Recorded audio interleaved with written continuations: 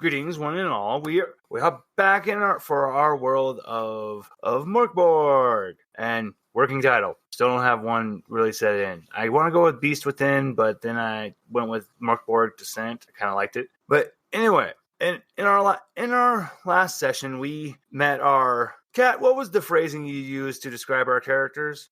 Absolute fucking scum. Thank you. We met our absolute fucking scum of a group. We have the savage from the wild. We have an absolute brute that believes his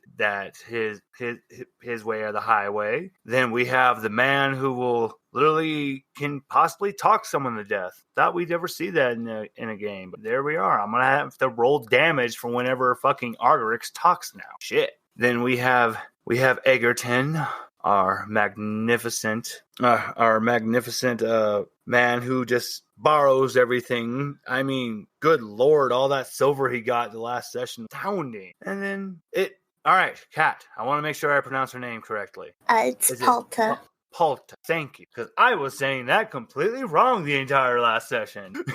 I was saying Palma, so it's Palta, and then Palta well, you know what? Palta is still a mystery to us all. All we know is that she's holding on to Mother and that she is a survivor of the massacre that happened at the Valley of the Unknown Dead. And as we were introduced to this true absolute fucking scum of a group, they were all sentenced to death because each one of them is a natural disaster in their own right. And they were taken to Fob and the crypts in the Shadow King's palace down to the laboratory of one individual by the name of Dr. Satan, and they were all given a strain, caused a change to come about each one of them, that they're, well, basically what makes them, who they are, why they are the embodiment of that sin they are, and it causes it to literally rip out of them if they choose to ignore the catalyst that they should be, fighting against. So, after they were making their way out of the sewers, after waking up near the exit, they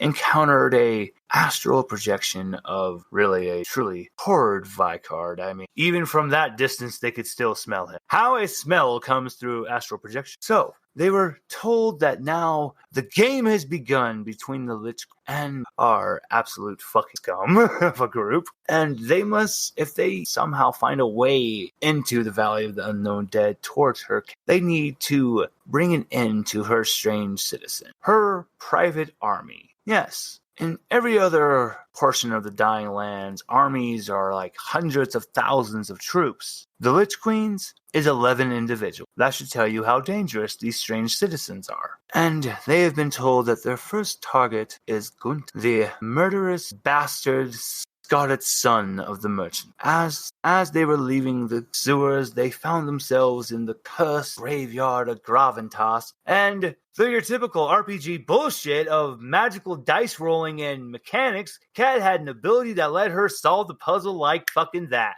So they didn't even get to be cursed because of some tomfoolery in the graveyard. They got to immediately go and find the right way and go immediately to the Undertaker hut. And then, instead of a grand battle between the three individuals that were attempting to rob the Undertaker and maybe something even else, Kat used death and dropped them all dead. Thank you, Palta. And with that, the Undertaker died. But then Eggerton brought him back to life, and he was brought back to life whilst he remembered a horrible memory of when all of his clothes burnt away in high school, and he spent the remainder of the day nude. Why he stayed there, we'll never know. And with this, they were given an entire information packet on Gunther, and that's where we left off on the session. Now we are coming back, and it is time for us to go into the travel mechanics of Mork Borg by utilizing traveling in the Dying Land mechanic. But I'm actually telling a little fib, because before that, as our group of scum are standing around, Reinhold using what would normally be considered a short sword, but to him, it looks like just a small dagger in his gargantuan hand. He's just picking his teeth and looking at the group. And then you hear from the distance, from what looks like the distance of the Gravitas graveyard, you see a pair of individuals. One is best way to describe him, his body shape would be a bowling ball. the individual just has a round, short, squat body, and the way his really shitty plate, like, it doesn't even look like it's steel. It looks like it would be aluminum. Wait, no, like maybe even tin, like the fantasy world equivalent of tinfoil is what is what these two individuals' armor looks like it's made of. So this short, squat one, his one looks at the equivalent of what would be considered the Michelin tire man for the way this armor has been designed. And he just has like a really flat of this weird, very bendy metal material hat on top. And then the other one would be considered with the body shape of kind of like a lollipop. There's a big ass head and a skinny fucking body. And his armor is just more on the lines, instead of like the weird Michelin tire man ridges and stuff, it looks kind of traditional, except instead of the spike being at the tip of the flat billed hat cap, it's really off-ketered, and it looks kind of like a shitty rhino horn, and it's bent. Hey, Biggs, you think these are the guys?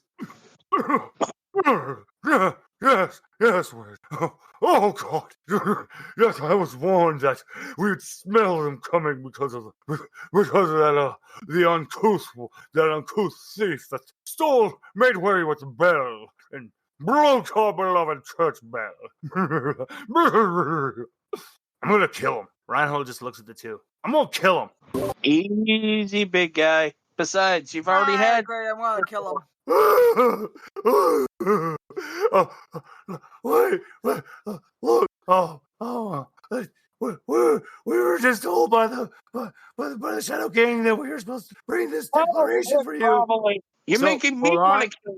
I roll the 5. The one named Wedge is pissing his pants. So like through his armor, you just hear like a stream hitting something, and it's like this torrent of yellow leaking through the cracks in the bendy metal armor. Oh, Derby! So what's the declaration? Wait. Don't I know you two from somewhere? So if we're gonna do this, I want you to roll for me. Let me pull up my GM screen. So we're gonna make this a DR8, and I want you to roll for me. Yeah, let me pull up your sheet, and we're going to use. Yeah, we'll just use we'll say we're going to say presence. So roll me a DR8 presence roll, please. To see if you've had some past with... 13's a +1, right? I don't know, you already cleared it. You don't got to worry about that. Yeah, I got a 16, so... Yeah, you don't got to worry. So, okay. So, what was Eric's past with Biggs and Wedge? Well, his backstory was his mother worked at a tavern. Biggs and Wedge came in when they were in Groff to have drinks, and Wedge tried to hit on his mom a couple of times. Oh, God. It's the one who called the black one. Biggs, Wedge, I don't think it's to be here anymore, my good boy. Read that declaration already. Oh, so it is you two. The torrential downpour, the torrential pissing from Wedge just is continuing. It just won't stop. And you guys just hear like a torrential dripping coming from Reinhold as his mouth is just like drooling, looking at the two of them just. With like as much emotion on her face as she could muster, that's absolute disgust. Biggs and Wedge, man, you guys used to be the watchmen over Grant. Hey, Wedge, how's that knot in your head my mom gave you with that skillet? Okay, so I just did a couple rolls here. So as Biggs is getting ready to respond with some kind of smart-ass comment, Reinhold, because I rolled a 2 to see if Reinhold would be able to resist his call the gluttony at the moment, and to resist his anger as well, because I need to explain a little something. Reinhold is extremely fucking pissed because he's been told he can't do something, that he can't be free. So he's hungering to prove something, that he's the one that is going to conquer these lands and that he's going to become the new king. So he's basically did the whole teleport behind Biggs. And So then I also just rolled to see him swinging with that big ass motherfucking troll fucking femur. Yeah, it hit, and he's going to do. Biggs is dead. You literally see Biggs smash into his feet. Read the goddamn fucking declaration! Wow. Okay, this is so fun. yeah, Wedge. Where's the declaration? Otherwise, my friend over there is going to hit you about as hard as he did. Or would you prefer it would be me? Wedge unfurls a big fucking scroll and goes, "Oh God!"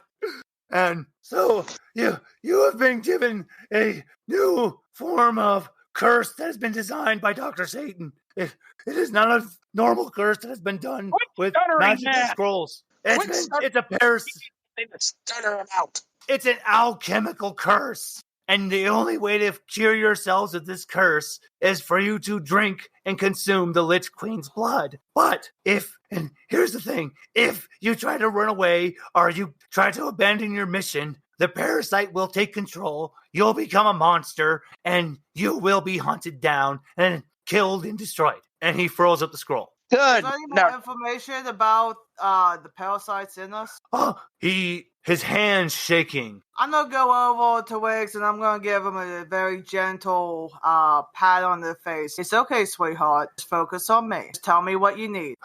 The parasitical curse. The paramecia. He hands you a notebook. You recognize that is Dr. Satan's very special black book. Ooh, very, very valuable. He told me to give this to the one named Nava. Wow. Okay. Well, thank you, sweetheart. Oh, you were saying, Finn? I said, wow, Nava, you really have your ways. My mom would have just broke his legs and made him talk. Sorry, no, I had something in the back of my throat. Excuse me, sorry. Well, as I was raised, something I've learned very early on. There's a time to be violent, there's a time to be sweet, there's a time to be a monster, and there's a time to be a lady. It's knowing how to act during which particular time. Reinhold pulls his femur from the smashed body of Biggs. You see Biggs, this is when you notice that Reinhold, as his tongue comes out, it's been split in half at the tip to look like a snake's. And his tongue is very abnormally long, so as he sticks it out to lick on the femur, both sides of the split tongue wrap around the femur and lick it clean at the same time. Impressive. I'm going to read the notebook. So,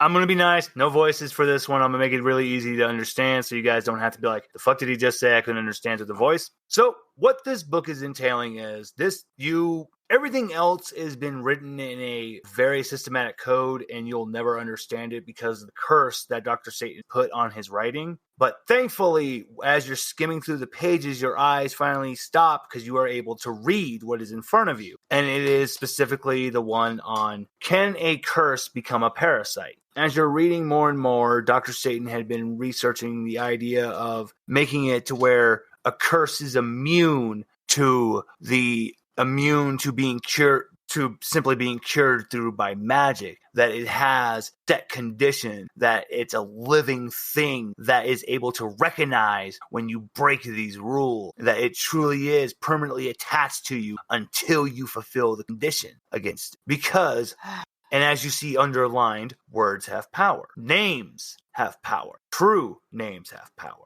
You wanted to ask, sorry? As much as I hate this sick bastard, I will give him this much. He is beyond brilliant. Do you continue reading? Of course I do. Continuing. And you see, continuing through his research, he finally found that through what he did to create a true, perfect, undead being, Dr. Steen, the first and only Lich, with what he discovered on how to create her. Because you see that what would have been the accompanying page, because he actually listed the number on what he did to create Dr. Steen, it's been torn out of the fucking book. As if Dr. Satan, even that cursed knowledge disturbed him by what he did to life. Like, this was truly a fucking sin against something that this is how you create life through something truly monstrous. Something even the doctor himself is afraid of. Exactly. And then he was only able to do it once. This is why he didn't go making a bunch of liches. It was something that disturbed him that bad that he wanted to make sure no one knew how to do. So, continuing. But he found a way to adapt a piece of that.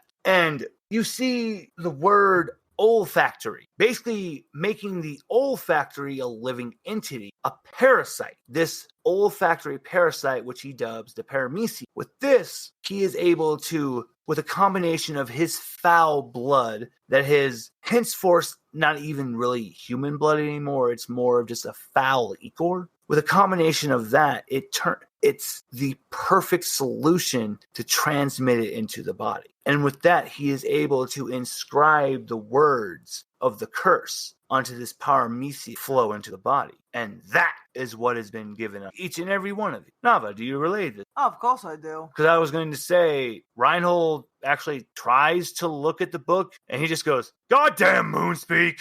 And it's a guy, I can't read much either. But, sorry, I didn't mean to interrupt you. I look at Reinhold. That's okay, sweetheart. This is why I do the reading. Mm-hmm. So, I relay the message, I relay all the information, Yeah. and I'm going to keep this book, Oh, so... and I'm going to study it. So you're keeping the book. Time for a presence roll. Oh, I'm sorry, that's a D20. Would you like to, Reinhold's going to give you an omen to re-roll that because she rolled a 4. I'm going to let you use, Reinhold will let you use an omen. This time you pass because I needed a 12. You got about a 5. You got a 2, right? Presents? I think Okay. So the book in your hand, this thing's alive because as the page on the cover of the book, an eye opens up, looking around. Long time no see, sweetheart. It looks at you passionately. The book grows larger, like a spell tone. Okay. So you're growing or you're just happy to see me? The book, you feel if you said something like its name, you would fully gain access to some of its knowledge. Well, I am going to say its name. Since I was an experiment of Dr. Satan's before. You heard him at one point in time, as he would passionately stroke the spine of the book, he would go, "Ooh." That's exactly what I do. The book flutters open. And for this, because you got a 15 on your presence roll, I'm going to reward you with a different spell. So, we're going to roll a d4 real quick. Okay. And I'm going to tell the listeners what you got. So she has rolled a 2. And I'm using from another expansion set from Mork Borg called Quake Borg. The book has opened up to a page called The Runes of Quake. She has gained onto the page called The Rune of Black Magic. Whispering forbidden knowledge and arcane secrets, the rune speaks knowledge of Shub Nekoroth and her fiendish plot. Ooh. And now I won't tell you anything. You will have to draw this rune and invoke it for me to reveal anything. But that's what you got. You now have access to that page. Okay. So, with this newfound power, this is the part I'm going to... Okay. Now, Finner. So, Wedge, was that the only thing the doctor gave you? Roll me a DR6 toughness roll. I'm not making you actually hit him. This is for intimidation purposes. And you're you. So that's why I'm having you do toughness. There's no way you could possibly fail this roll, but it still won't allow. If I'm adding the plus, that's a 22. Hold on real quick. I got to roll a D6 real quick. So you just hear like a loud thunk as the back of Wedge's armor just fills up like a diaper.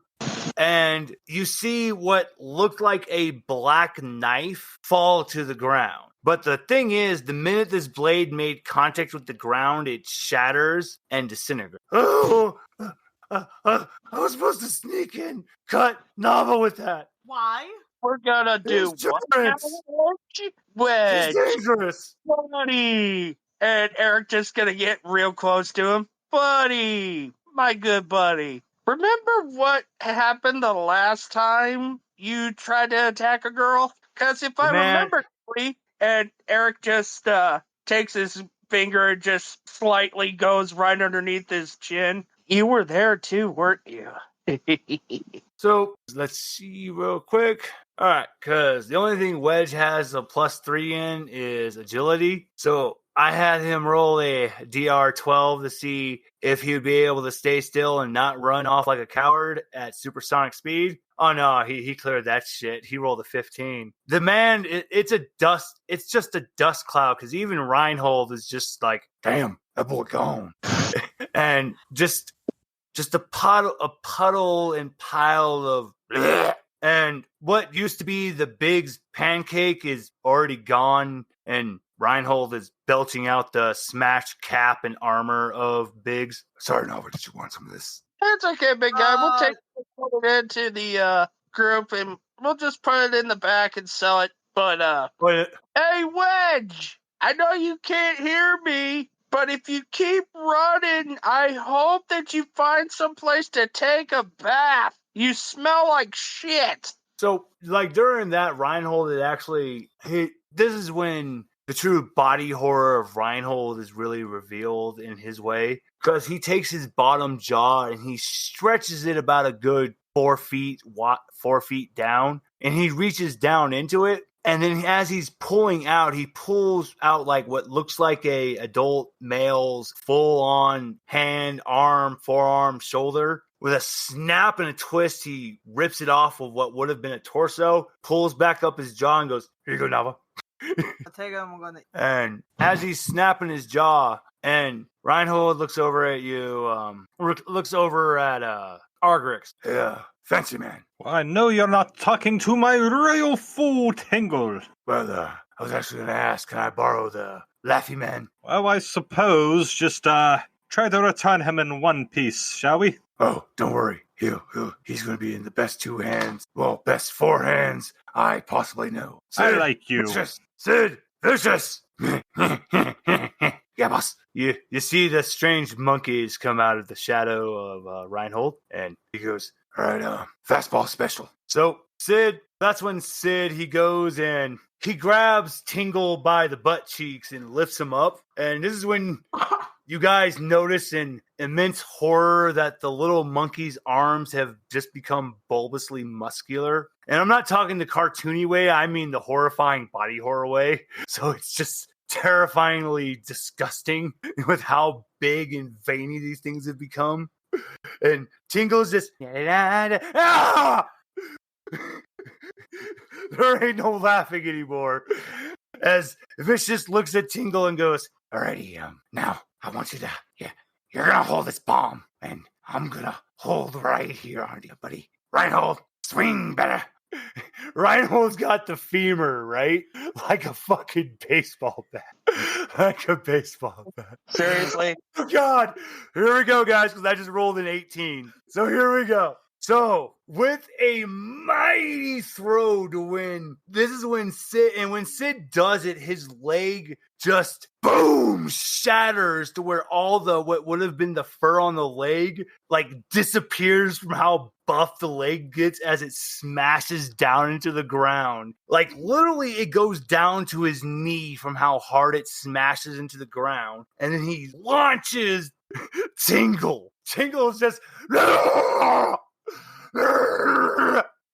as he's going, Reinhold winds back, and here's the thing: Vicious has his ass pointed out, and so his ass inflates huge like a airbag as Reinhold swings with all of his might. Now, nobody hears anything. That's how fast Reinhold swung. When you finally hear it, you literally see the sound barrier break as Tingle's just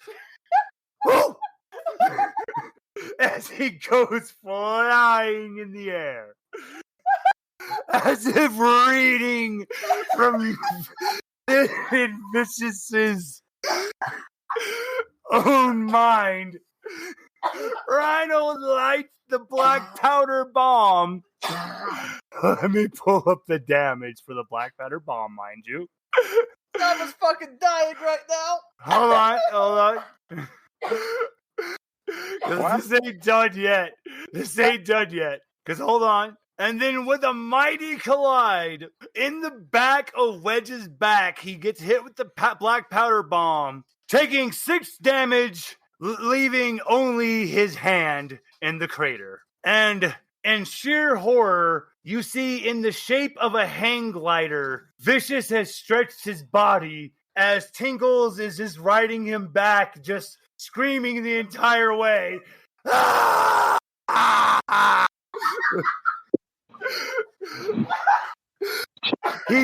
And then shifting into a parachute, he lands gently, safely next down to Argrix. And Sid and Vicious plop down next to him, dust off his shoulders. Good working with you, buddy. They disappear into Reinhold's shadow. Thanks, man. Couldn't have done that without you, my fancy pants friend. As he smacks you in the back, Argrix. Just see me like roll across the ground. I'm looking like Sonic the Hedgehog, just like spiraling across the ground. Eric's just gonna stop him with his foot. And oh, wait, are you sure you want to do that? Argrix, yeah. Okay. I'm gonna need you to give me a DR 14 toughness roll, please.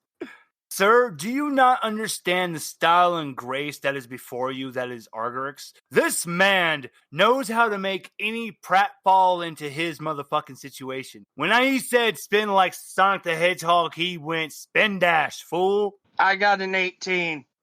Okay, you are so lucky you got that armor. So, you're not going to take any damage, but you skid back a good 3 feet as you are barely able to bring Argerix to a stop with his amazing spin dash roll. Oh no, my ring came out! Fancy man, that was fucking amazing! We gotta do that sometime, my people. You know, I've always wanted to kick a noble. I wonder what would happen if I kicked you, Argrix. Well, just let me say, before we proceed, I'm missing my ring. Please, everybody, Reinhold, look around.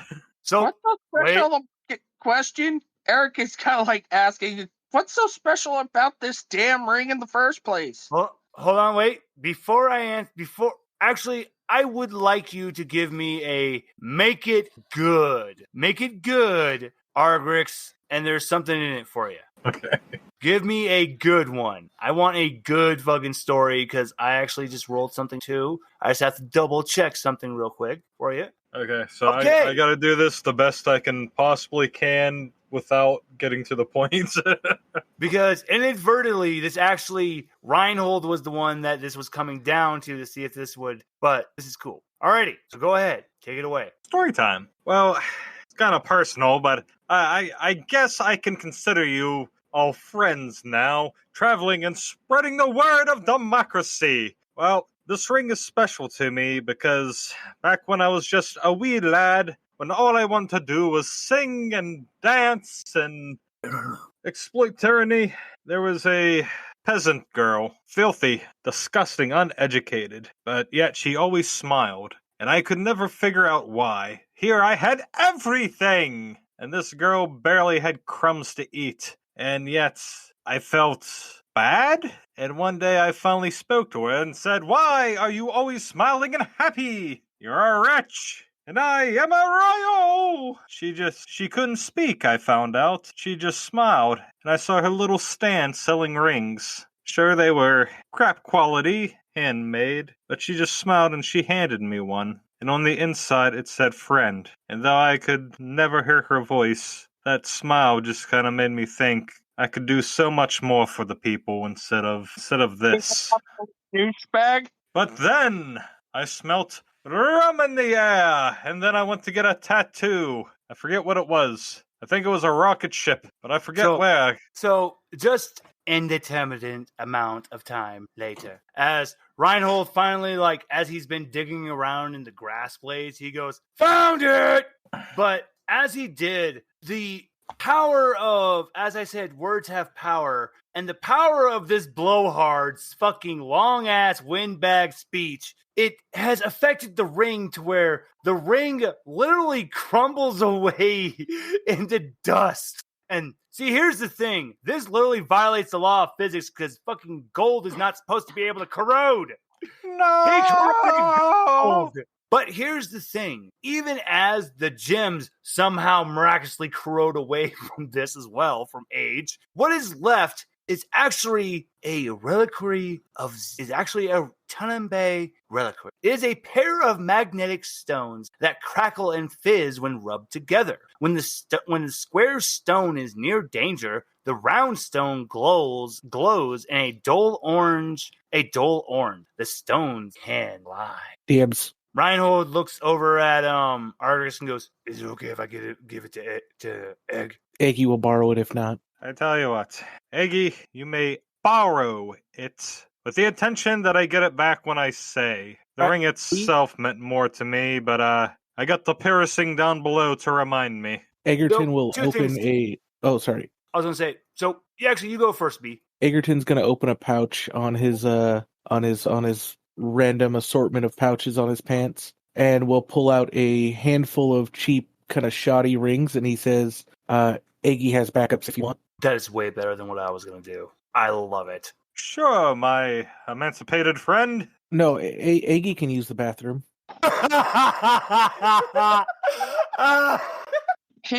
Eric just his face. He means free man. That's what emancipated means, Eggy. He said if you were emaciated, then you would be, well, never mind. By the way, Reinhold, that ring was in my dick if you didn't catch my drift. The safest place. Eggy doesn't have any of those. Reinhold was behind Eric when he said all that, and he just goes, "Nerd!"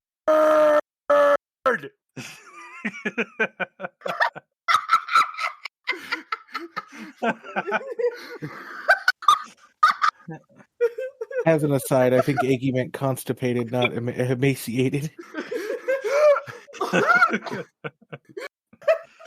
I got one more thing to say before I go ahead. mute my mic for a bit. Sorry, take it away, man. This is just a thing that I'm gonna try with my character because I can't finish stories, but I can finish jokes unless you count that as a story.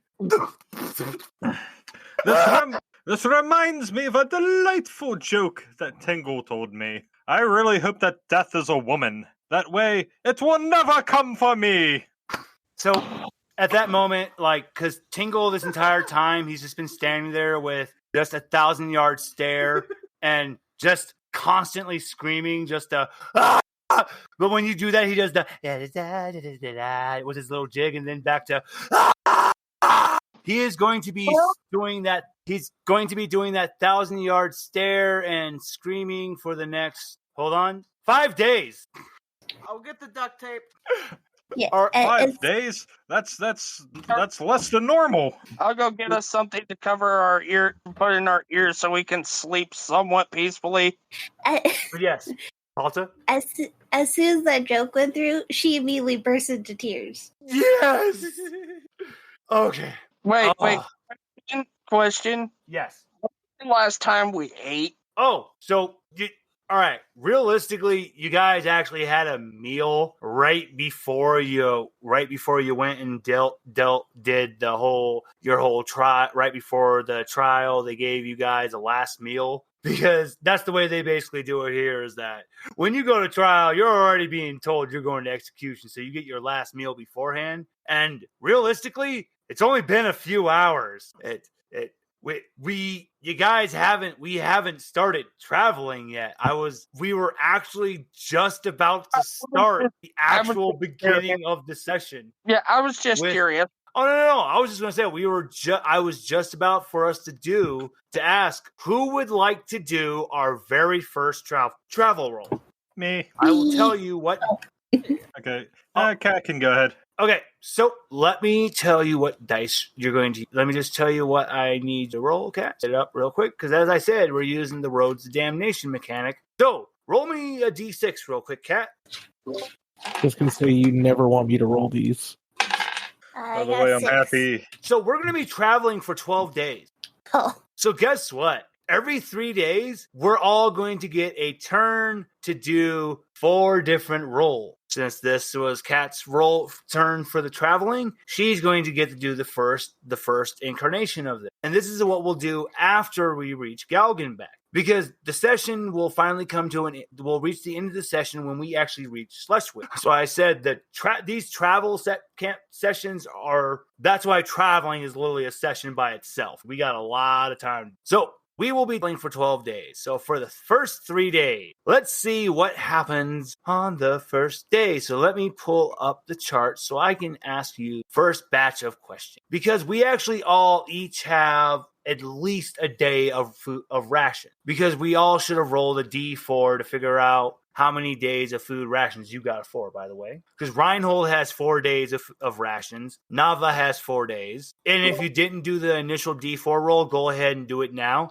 That'll tell you how many days worth of rations you were given. Eggy has 3. I have 4 and I guess a wagon. I don't know if that comes into play yet.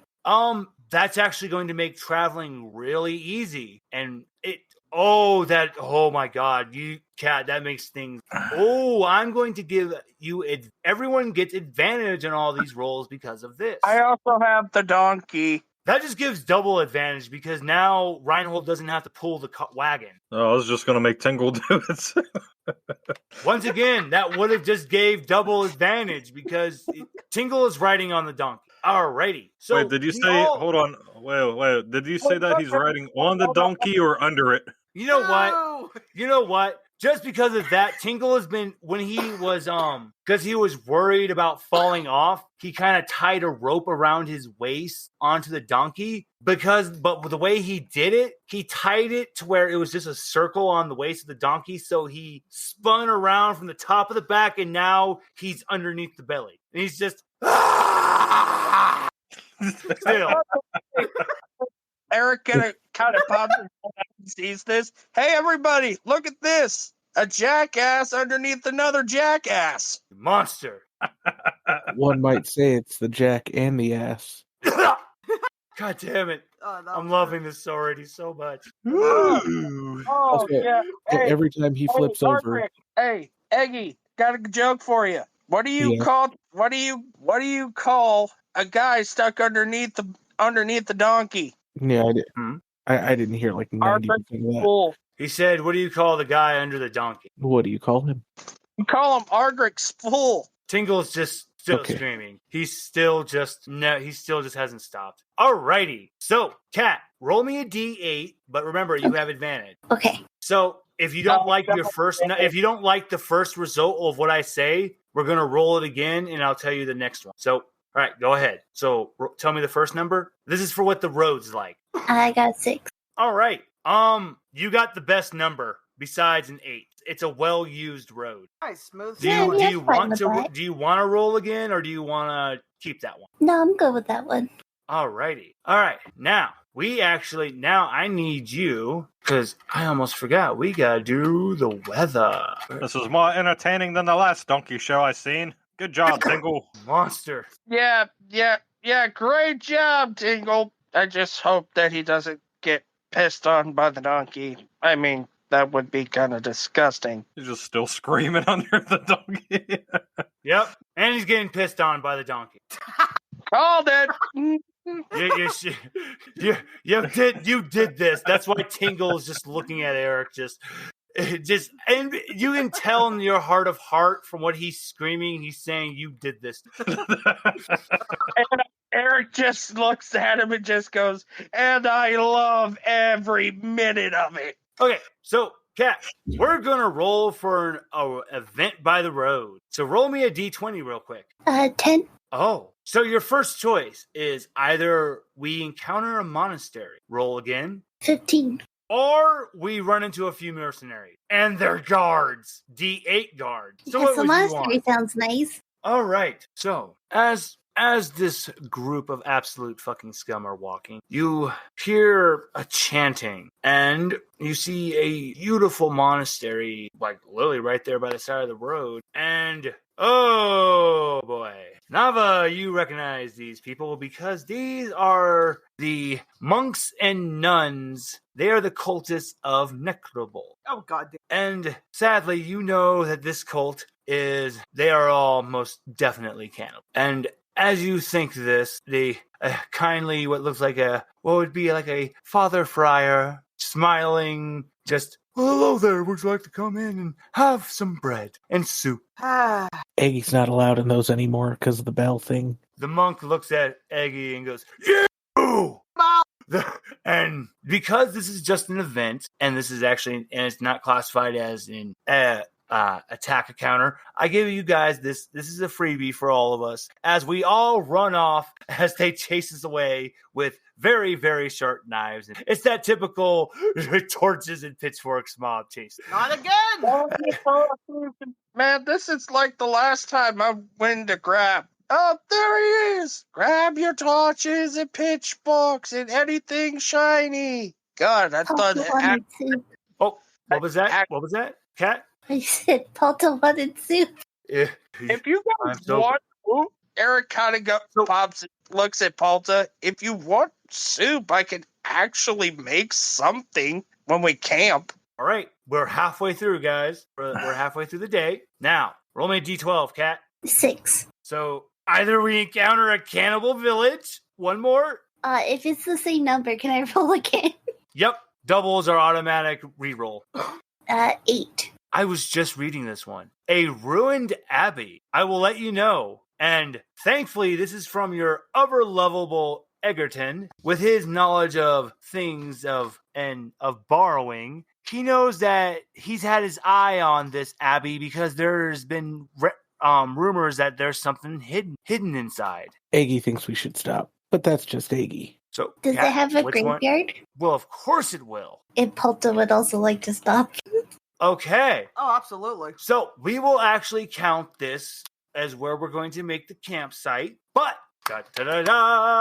as we're going around, Eggerton's borrow senses start to tingle as he passes by a certain crypt. Egerton, give me an agility roll, please. It is going to be a base DR10 difficulty. But because I know it's you get to have that lowered. I'm sorry, was that for me? I had a little disconnect there. Yes. So okay, I'm going to need you to do me, it's a base DR10 difficulty agility roll. Well, I make those all DR10 anyways. All right, let me make sure I got the right one. You crit? Yeah. Okay, so I'm going to let you do a free attack as well. These are the lesser, it's the better way to call these things. These are the lesser experiments of the Lich Queen. They're called grunts. And just to show you a picture, that's what comes out as it's holding this strange, like, black powder shotgun. So go ahead and give me an attack roll. You're just gonna roll a d20 plus your a d20. Yep, d20 plus your toughness. 15. Dear God, what have I done?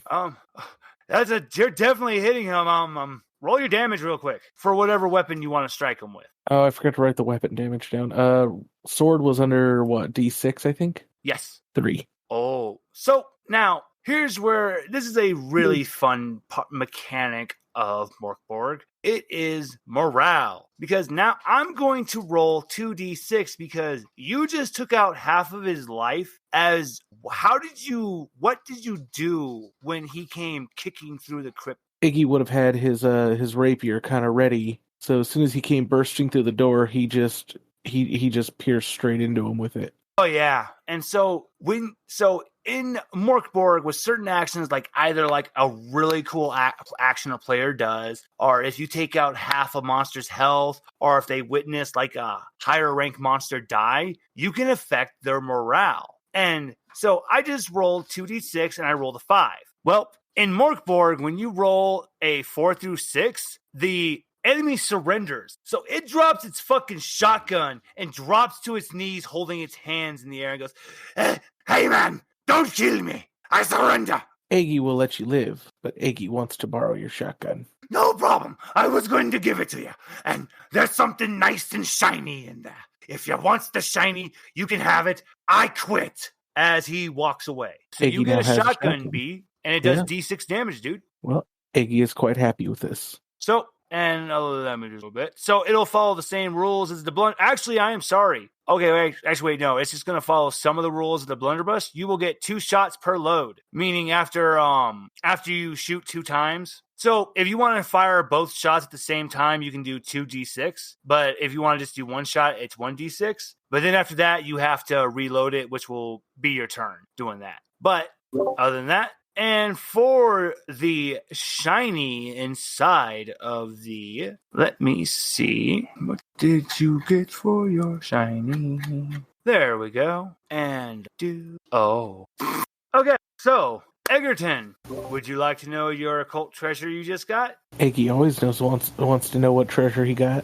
So you got a blindfold, but here's the description. Anyone wearing this ancient blindfold becomes invisible to those who breathe, though the undead attack them obsessively and nearby corpses awaken in moaning unholy wrath. Without knowing that, he puts it on almost immediately. Oh, that's my weather chart. You go invisible. You're invisible now, Egg.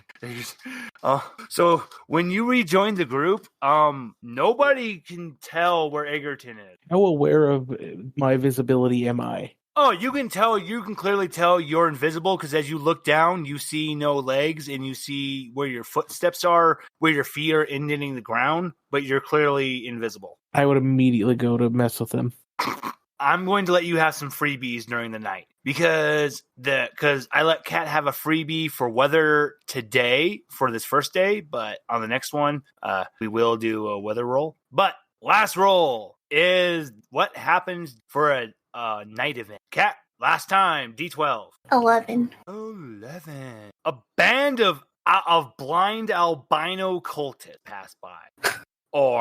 And they're quietly chanting eerie hymns to their alligator goddess. And roll one more time. 12. Hold on. I actually have to roll something before I tell you real quick. Holy shit. So there are 3 peddlers and their donkey travel slowly with sooty lantern. All right. Which one?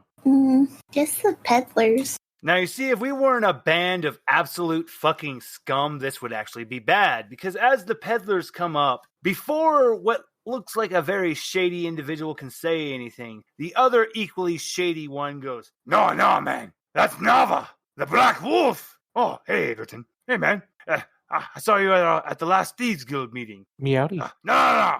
We don't want to die. Jesus, that's Reinhold. Run, you fool. And I'm gonna yell real fast to empty the pockets before they die. hold on real quick. And leave the Give donkey. me- Okay, so both of you, And the card. Argerix, roll a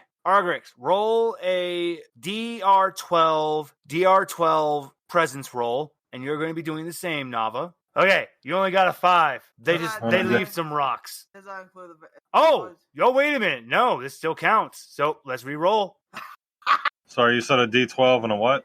You're going to put your presence number with it. It's a DR12. Okay, 9. So how much presence do you have? 0. Okay, not enough. They keep riding their donkeys, but they do leave 100 silver. Oh, I'm taking that. All right, Eric, do the same. Give me a DR12. Give me a DR12 presence roll. Oh, I already rolled. Oh, no, Yeah. Eric. I ain't for Finra. 16. Well, be 19. They cut the donkey loose as they leave it. So now there are now you have 2 donkeys, and Nava now has 180 silver. Hey, All right. So anyway, while this is going on, Eric is getting ready to, like he said he was going to cook. okay, you know what? Now we're really going to have fun here because I have a chart for this. So hold on, let me pull it up real quick. So I want you roll me a d6, please. I got a 4, good sir.